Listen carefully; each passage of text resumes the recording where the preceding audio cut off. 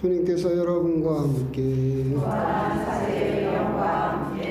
마테오가 전한 거룩한 복음입니다. 주님 영광 받으소서. 그때 예수님께서 제자들에게 말씀하셨다.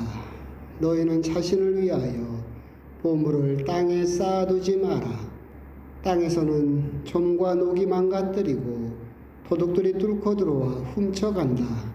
그러므로 하늘에 보물을 쌓아라. 거기에서는 좀도 녹도 망가뜨리지 못하고 도둑들이 뚫고 들어오지도 못하며 훔쳐가지도 못한다.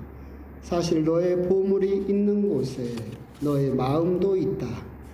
눈은 몸의 등불이다. 그러므로 내 눈이 맑으면 온몸도 환하고 내 눈이 성하지 못하면 온몸도 어두울 것이다.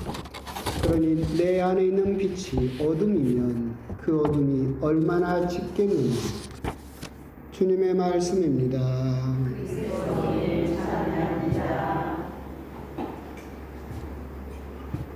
참 예수님. 장마가 시작된다고 하는데 비는 시작을 안 하고 있고 바람은 꼭 비가 금방이라도 올 것 같은 그런 날입니다. 복음을 이야기하기 전에 오늘 일독서는 이제 지금 현대적인 시각으로 보면 뭐 살인이라 쿠데타 좀 잔인한 이야기라고 생각할 수 있겠지만 그건 지금의 시각으로 바라보는 어떻게 보면 좀 좁은 시점이고 이제 이스라엘 저번에 이제 성경에 공부할 때 잠깐 이야기를 했지만 다윗 이후에 솔로몬 이후에 나라가 남북으로 갈라진다고 그랬죠. 남쪽은 유다, 북쪽은 이스라엘. 북쪽은 여로보암이 독립을 하면서 12개 지파 중에서 10개 지파가 북쪽에 소속이 되고 남쪽은 유다 지파를 중심으로 한 2개 지파밖에 없었고 그래서 북쪽이 훨씬 힘이 셌어요. 그런데 이제 그렇게 분리를 하면서 여로보암이 보니까 예루살렘에 성전이 있어요. 그래서 이스라엘 북쪽 사람들이 맨날 성지순례 간다고 예루살렘 1년에 한 번씩 가는 거예요. 그러면 자기 나라 독립이 위태롭잖아요. 그래서 이스라엘은 베텔과 단 끝과 끝에다가 자기들이 성소를 따로 만들었어요. 예루살렘 가지 말라고. 그런데 이제 거기다는 모실 수가 없으니까 황금 송아지를 이제 출애굽기에 나오던 그 황금 송아지를 모시면서 시작부터 우상 숭배에 대한 굉장한 유혹이 있었고 그 후로도 이제 나라가 더 강해지기 위해서 계속해서 이민족 왕비와 공주들과 결혼을 하면서 이스라엘은 처음부터 망할 때까지 끊임없이 우상 숭배, 이교도에 대한 도전, 그것이 왕권으로의 도전, 10개 지파가 모여있다 보니까 생각을 해보세요. 남쪽은 유다 지파 중심으로 2개 지파밖에 없는데 유다 지파가 제일 힘이 셌어요. 아예 쿠데타라는 게 일어날 수가 없겠죠. 근데 북쪽은 힘 비슷한 10놈이 모여있으니까 혹은 날 치고받고 싸움하고 그렇게 되겠죠. 그래서 그런 과정 중에 일어난 그러면서 그 종교 개혁을 하면서 다시 바알로 중심되던 이단 종교를 몰아내고 종교를 다시 깨끗하게 만드는 과정 중에 있었다라고 보시면 되지 지금 시각으로 보면서 뭐 쿠데타고 살인이고 이런 걸로 그 부분에 뭐 중점을 둘 필요는 없겠다라는 생각이 듭니다. 오늘 복음은 이제 사실은 굉장히 여러분들이 묵상을 하시면 우리 마음을 찌르는 폐부를 찌르는 말씀이죠. 너희의 보물이 있는 곳에 너희의 마음도 있다라고 하시는 예수님의 말씀입니다. 이 말씀을 이제 하다 보면 그 옛날에 들었던 그런 농담이 있는데 하도 옛날 농담이라 그러는데 이제 다 모이기로 해가지고 이제 운동장에 신부님이 열심히 자전거를 타고 먼저 딱 도착을 했어요. 조금 지나니까 스님이 털털털털 오토바이를 타고 도착을 했어요. 조금 지나니까 목사님이 삐까뻔쩍 외제차를 타고 딱 도착을 했어요. 신부님과 스님이 부럽잖아. 그래서 어떻게 그렇게 비싼 차를 타실 수 있어요? 그랬더니 목사님이 아니 그럼 당신들은 헌금 어떻게 처리를 하냐고. 신부님이 나는 헌금을 받으면 운동장에다 원을 그려가지고 안으로 들어가면 교회 거, 밖으로 나오면 하느님 거. 그러니까 그렇게 가난한 거라고. 우리 신부도 그렇게 안 해요. 근데 이제 스님은 또 이렇게 운동장에다 선을 쫙 그어. 헌금을 딱 던져가지고 오른쪽으로 가면 내 거, 왼쪽으로 가면 하느님 거. 그러니까 오토바이라도 타고 다니는 거죠. 목사님이 그러는 거예요. 그러니까 그렇게 가난하다. 간단하다고. 그럼 어떻게 합니까? 참 헌금을 들어서 던져. 하느님 필요한 만큼 가져가십시오. 땅에 떨어지면 내 거. 그런 농담이. 보물이 있는 곳에 너희 마음도 있다. 정말로 어떻게 보면 그런 면에서 개신교에서도 굉장히 좋아하는 성서 구절이지 않을까. 그러니까 하나님께 낸다고 해서 가난해지지는 않아요. 그런데 우리들은 하나님께 낸다라고 한다면 어떻게 보면 뺏긴다. 그러니까 희생하고 없어진다라고 생각을 해서 아깝게 생각을 하지만 그런 면에서 생각을 해보면 개신교는 헌금 종류만 30여 종류가 돼요. 종류가. 그리고 몇 년 전부터 아주 획기적으로 등장한 게 1000번 봉헌이 있어요.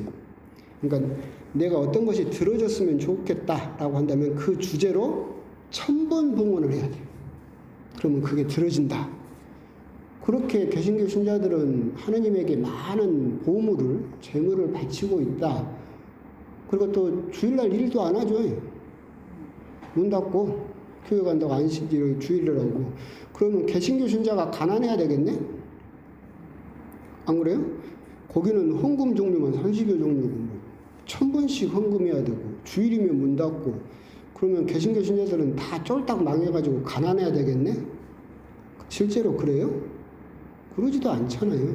하느님께 드린다라고 해서 가난해지는 것은 아니다라고 하는 건데 그런데 이제 우리들이 하느님께 드리는 것에 대한 근본적인 어떤 마음가짐에 대해서 생각해 볼 수 있겠다라는 그런 성경 구절이라고 우리들이 생각할 수도 있습니다.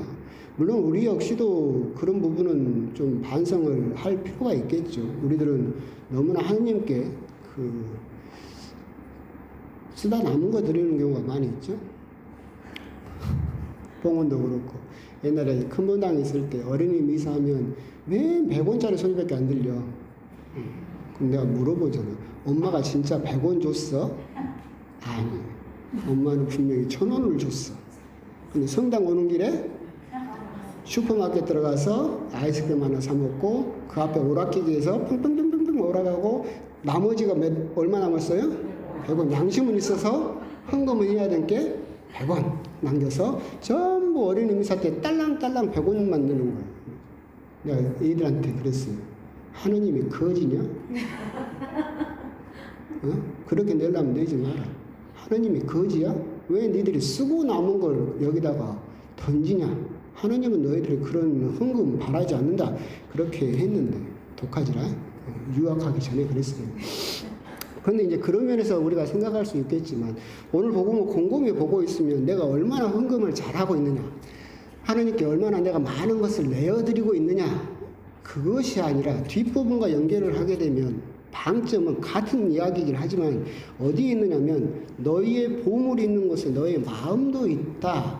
보물에가 방점이 있는 것이 아니라 마음에 있어. 네 마음이 하느님께 있는지 이 지상에 있는지 알고 싶다라고 한다면 네가 보물을 어디에다 쓰고 있는지를 보면 알 수 있다. 여기서 재물이 아니라 보물이라고 되어 있는데 성경 원어 그대로 한다면 중요한 것이 쌓여 있는 것이란 뜻이거든요. 그러니까 돈이 아니라 내가 정말로 중요하다고 생각하는 것을 쌓아두는 것, 그걸 보물이라고 부르는데 그렇게 쌓아두는 자리가 하늘나라면 너희의 마음이 어디에 가 있다? 하늘나라에 가 있다. 근데 너희의 마음이 곰곰이 봤을 때 내가 계속해서 쌓아두는 것이 통장이나 부동산이나 이런데 세상 일에다가 거기에 자꾸 쓰고 있다라고 한다면 우리의 마음이 어디가 가 있는 것이다? 세상에 가 있는 것이다.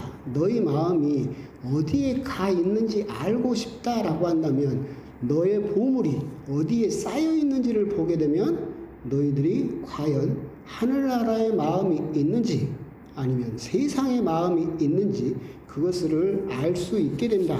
아까 개신교 이야기를 잠깐 했는데 정말로 많은 돈을 개신교 신자들이 내니까 하느님에게 정말 마음이 있다라고 우리들이 생각할 수도 있겠지만 저는 그렇게 생각하지 않는 게 뭐냐면 그분들이 내는 것은 투자죠.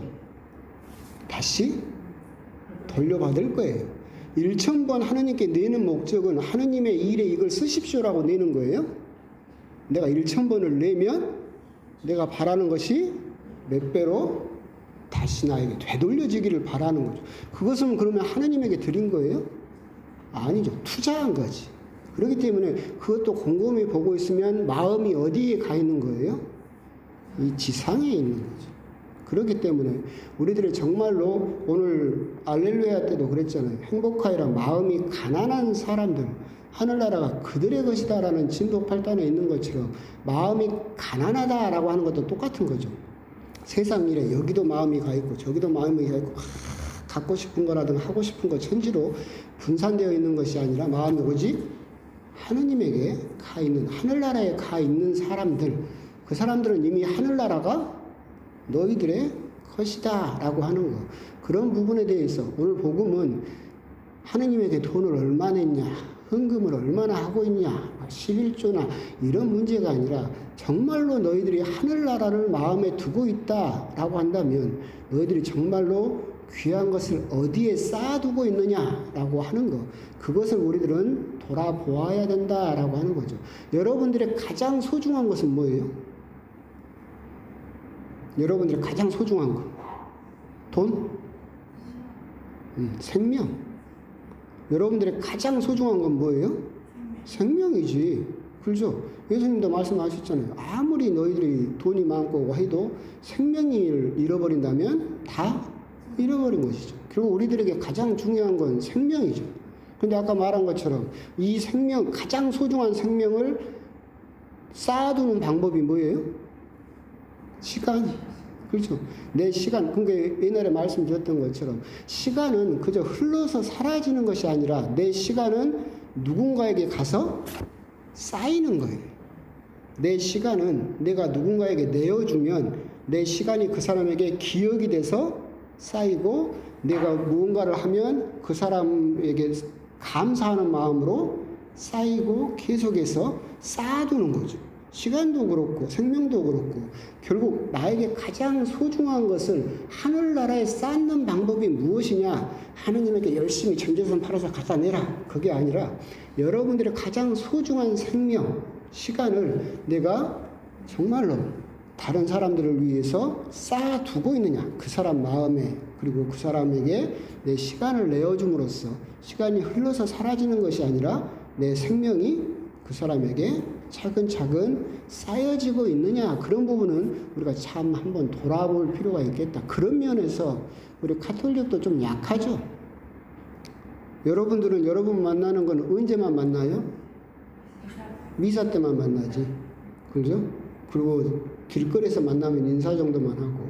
그러니까 옛날에도 제가 누누이 말씀드렸지만 맛있는 것이 생기면 누구 갖다 줘라? 옆집 갖다 줘라. 교우 계속 쌓아두라니까 좋은 것이 생기면 쌓아두고 좋은 말을 들었으면 그 사람한테 해주고 좋은 것을 또 하면 계속해서 이런 게 좋은 말이나 생각이나 행동을 우리 신자들에게 쌓아두면 그 사람이 그 시간을 쌓아두고 나중에 하느님 앞에 가서 나의 삶에 대해서 증언해 줄 것이다. 그게 하늘나라에 쌓는 방법이다. 교회에다가 뭐 전재산을 팔아서 쌓아두는 것이 아니라 내 시간을 나는 과연 하늘나라를 위해서 쓰고 있느냐 그 사람에게 쌓아두고 있느냐 그런 부분을 우리들은 생각해 볼 필요가 있겠다. 그렇기 때문에 가장 마지막 오늘 복음의 마지막 말씀이 무서운 말씀입니다. 내 안에 있는 빛이 어둠이면 그 어둠이 얼마나 짙겠느냐 몇 번 말씀드렸던 그 말씀 굉장히 무서운 말씀입니다. 우리들은 그것이 빛인 줄 알고 살았어요. 이 세상에 마음을 두고 사는 사람들은 그게 빛이라고 생각을 했어요. 돈이 빛이라고 생각을 했고 권력이 빛이라고 생각을 했고 명예가 빛이라고 생각했어요. 나를 비추고 나를 빛나게 해줄 거라. 그래서 세상 일에 다 마음을 쓰고 세상에다가 보물을 쌓고 세상에다가 내 마음을 다 쌓아두었어요. 근데 하느님 앞에 딱 갔더니 그 빛이 뭐예요? 어둠이라는 거예요. 그럼 그 어둠이 얼마나 짙겠느냐. 시편에 있는 말씀처럼 빛으로서 빛을 보옵니다 라고 노래를 했던 것처럼 하느님의 빛이 있어야 온전한 빛을 볼 수 있는데 우리들은 앞에 있는 눈이 등불이라는 그 비유에서처럼 눈은 빛이 있어야 뭔가를 볼 수 있어요. 근데 내가 어둠으로 뭔가를 보고 있었어. 빛으로서 뭔가를 본 게 아니라 저게 빛인 줄 알고 저 빛으로 세상을 봤고 사람을 봤고 판단을 했고 행동을 했어. 나중에 하느님 앞에 갔더니 내가 그렇게 빛이라고 믿고 살았던 그 빛이 사실은 어둠이었다라고 한다면 그 어둠이 얼마나 짙겠느냐. 그저께 몇 사람한테 그런 이야기를 계속 들었는데 PD수첩에 그 사람이 나왔다며요. 내 눈을 봐. 내 눈을 보면 뭐 이름이 뭐지? 허경영. 옛날부터 유명했잖아요. 원래 그런 사람이 아니었는데 점점 교주가 돼가지고 그러게 되는데 그걸 보면서 우리 신자들이 다 하는 말이 왜 저걸 저렇게 믿을까?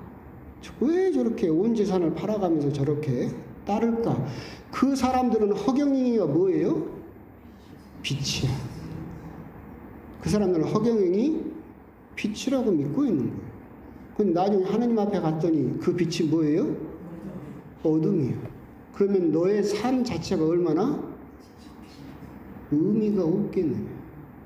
너의 삶이 그 자체로 사라져버리겠느냐라는 그거죠. 결국 오늘 복음에서 우리가 정말로 참된 빛을 보고 있는가.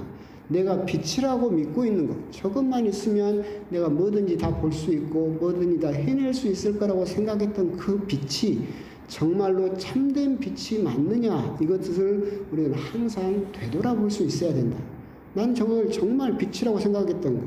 우리들은 허경영을 믿는 사람들 보면서 손가락질 하지만 수많은 사람들이 다른 어둠을 빛이라고 착각을 하고 사는 수많은 사람들이 있다. 우리 역시도 나는 잘 보고 있어요 라고 말을 할 수 있겠지만 나의 고집, 아집 아니면 나의 어떤 좁은 생각 이런 것에 사로잡혀서 그것만이 또 빛이라고 주장을 하면서 이 빛만이 옳다라고 주장을 하면서 또한 살고 있는 것은 아닐까. 오늘 복음에서 사실은 가장 중요한 말은 항상 우리들이 한번 생각을 해볼 필요가 있는 말은 그 빛이 어둠이라면 그 어둠이 얼마나 짙겠느냐라고 하는 거. 그런 부분에 대해서 한번 묵상을 해보셨으면 좋겠습니다. 저 십자가의 길 2처가 그거예요. 저 십자가의 길 2처를 그리면서 시꺼먼데 하얗잖아요. 원래 그리는 건 검은색으로 그렸어요. 그래가지고 흑백을 전환시켜 놨어요. 그러니까 세상 사람들이 볼 때는 십자가가 어둠이죠. 근데 하느님 눈으로 보면 십자가가 뭐예요? 빛이죠. 저 바뀌어 있는 거죠. 그런 것처럼 우리 역시도 빛으로 빛을 볼 수 있는 은총을 청했으면 좋겠고 어둠으로 빛을 보고 있다라고 착각하는 어리석음은 저지르지 않는 그런 은총을 또한 청하셨으면 좋겠습니다. 아멘.